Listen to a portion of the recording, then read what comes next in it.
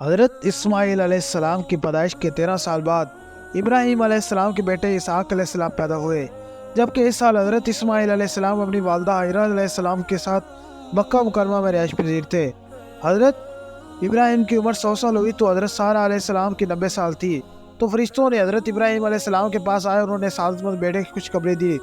چونکہ حضرت سارہ کافی بوڑھی ہو چکی تھی تو اس خوشخبری پر چونک اٹھی، جس کو قرآن نے کچھ اس طرح بیان کیا ہے: ہم نے اس کو اسحاق کی خبر دی اور اسحاق کے بعد یعقوب علیہ السلام کی خوشخبری دی، تو انہوں نے کہا: اے میرے رب، میں تو بچہ کیسے جنوں گی؟ میں تو بڑی ہوں اور میرا شوہر بھی بوڑھا ہے، یہ تو بڑی عجیب بات ہے۔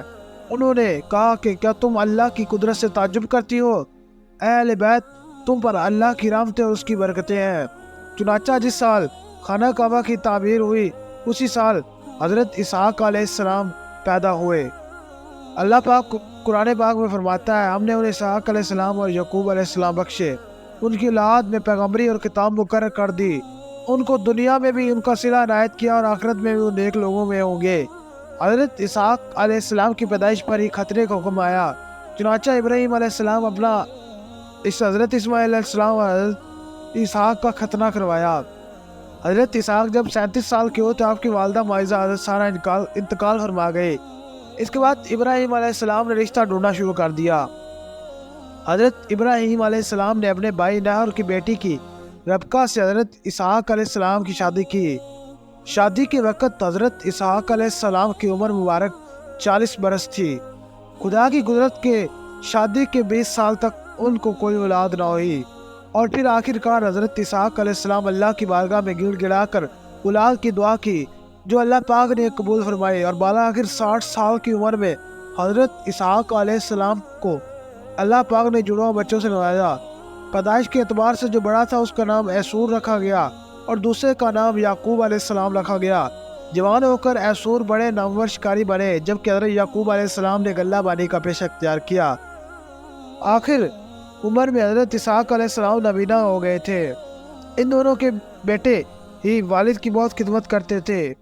ایس اکثر اپنے والد سے حضرت اسحاق کو شکار کا گوشت لا کر کھلاتا۔ ایک دن حضرت اسحاق نے خاص فرمائش کر کے کہا کہ مجھے اس شکار کا گوشت کھلایا جائے۔ یہ سن کر بڑا بیٹا ایس شکار کے لیے نکل گیا تو قریب ہی حضرت یعقوب بھی بیٹھے تھے۔ وہ شکار کے لیے نکلے اور جلدی شکار لے کر واپس آ گئے اور والد کو کھلا دیا۔ تو شکار کھانے کے بعد حضرت اسحاق نے یہ دعا دی کہ اللہ تمہارے مرتبے بلند فرمائے، تمہاری نسل میں انبیاء اور بادشاہ پیدا ہوں، تمہیں کشادہ رزق اور کل اولاد کثیر عطا فرمائے۔ اور کچھ دیر بعد بڑے صاحبزادے شکار کا گوشت لے کر خدمت میں حاضر ہوئے اور تناول فرمانے کی درخواست کی، جس پر حضرت اسحاق علیہ السلام بڑا تعجب ہوا اور وہ گویا ہوئے: اے بیٹے، یہ کیا ہے؟ اس نے کہا کہ وہ یہ شکار کا گوشت ہے جس نے آپ نے مجھ سے فرمائش کی تھی۔ حضرت اسحاق علیہ السلام نے مزید حیران ہو کر فرمایا: تم کچھ دیر پہلے مجھے کھلا چکے ہو۔ اب ایس کے حیران ہونے کی باری تھی۔ وہ بولے: ابا جان، میں تو بھی شکار کا گوشت لے کر آپ کی خدمت میں حاضر ہوا ہوں، اس سے پہلے میں نے تو نہ آیا۔ حضرت اسحاق علیہ السلام سمجھ گئے کہ وہ چھوٹا بیٹا یعقوب علیہ السلام ہے، چنانچہ آپ نے ایس کے لائے ہوئے گوشت کو بھی تناول فرمایا، اسے دعا دی: تمہاری نسل سبز و شاداب زمین پر خوب پھلے اور پھولے، ان کے پھولوں اور رزق میں اللہ خوب برکت عطا فرمائے۔ اب عیس اپنے بھائی سے سخت ناراض رہنے لگا، تو حضرت اسحاق نے اپنے بیٹے یعقوب علیہ السلام کو حکم دیا کہ فوری طور شام چھوڑ کر اپنے ماموں کے پاس حیران چلے جاؤ۔ حضرت یعقوب علیہ السلام کے نام اسرائیل کیسے پڑا، اس پر بھی دو طرح کی روایات ملتی ہیں۔ ایک تو کہ حضرت یعقوب نے ملک شام سے ایران کی طرف ہجرت کی تو آپ دن کو چھپ جاتے اور رات کو سفر کرتے، جس کی وجہ سے آپ کا نام اسرائیل پڑا۔ اسرا رات کو چلنے والا اور ایل کا معنی دوست، چونکہ آپ رات کا سفر اختیار کیا تھا اس لیے آپ کا نام رات کے سفر کا دوست پڑ گیا۔ دوسری روایات یہ ہے کہ جب آپ نے ایران کی طرف ہجرت کی تو راستے میں ندی پار کرنے لگے تو آپ پہلے ایک آدمی سے گتم گتا ہوئے ساری رات کشتی ہوئی، لیکن کوئی فتح یاب نہ ہوا۔ اس بنا پر اس آدمی نے صبح آپ کو اسرائیل یعنی اللہ کے بندے کا نام دیا۔ کہا جاتا ہے کہ وہ آدمی نہیں بلکہ اللہ کا پاک کا بھیجا ہوا ایک فرشتہ تھا، اس لیے یعقوب کی آل اولاد کو بنی اسرائیل کہا جاتا ہے۔ حضرت یعقوب کی 2 بیویاں اور 2 باندیوں سے اولاد 12 بیٹے اور 1 بیٹی تھی۔ بیٹی کا نام دینا تھا۔ حضرت یعقوب نے लाबान की दो बेटियों लिया और राहील से शादी की। लिया बिन लाबान से हज़रत याकूब के 6 बेटे हुए और उनके नाम ये हैं: रोबिल, शमून, लावी, यहूद, जिसकार, जबलून। राहील बिन लबनान से याकूब के 2 बेटे हुए, यूसुफ अलैहिस्सलाम और बिन्यामीन अलैहिस्सलाम। बिला बादी से हज़रत याकूब के 2 बेटे हुए, दान और नफ्ताली। इसी तरह जुल्फा बादी से भी 2 बेटे हुए, जाद और अशर। ये सब फ़लस्तीन में बात थे, लेकिन जब हज़रत यूसुफ अलैहिस्सलाम अज़ीज़ मिस्र बने तो बेशुमार इजराइली मिस्र में जाकर बाद हो गए। इसी दौरान बहुत से पैगम्बरान में भेजे गए, जिनमें हज़रत यूब बहुत मशहूर गुजरे हैं। बनी इस्राइल एक तवील और शानदार हुक्मरानी के बाद कत्मियों की गुलामी में आ गए। फिर इस गुलामी से हज़रत मूसा अलैहिस्सलाम ने आज़ाद करवाया और बनी इस्राइल को लेकर हज़रत मूसा अलैहिस्सलाम बरे अमर के पास से फ़लस्तीन में लेकर आए। हज़रत मूसा अलैहिस्सलाम के भाई हारून अलैहिस्सलाम वहाँ पैगम्बर और बादशाह बने। फिर एक तवील अरसा बनी इस्राइल ने फ़लस्तीन पर हुकूमत कायम रखी और इसी दौरान इन पर अल्लाह ताला का खास करम था, बल्कि ये अल्लाह की लाडली कौम होने का भी दावा करती थी।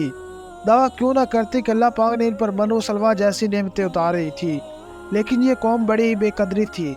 अल्लाह ने सैकड़ों नबी इनकी सलाह के लिए भेजे, जिनमें से कुछ इन्हें इनकार किया और उनको कुछ बाज़ को कबूल कर लिया और बाज़ को शहीद कर दिया गया। कुरान मजीद में इरशाद बारी ताला है, जो लोग अल्लाह ताला की आयतों से कुफ्र करते हैं और नाहक नबियों को कत्ल कर डालते हैं, और जो लोग अदल और इंसाफ की बात कहें तो उन्हें भी कत्ल कर डालते हैं, तो ऐ नबी उन्हें दर्दनाक अजाब की सज़ा सुना दीजिए।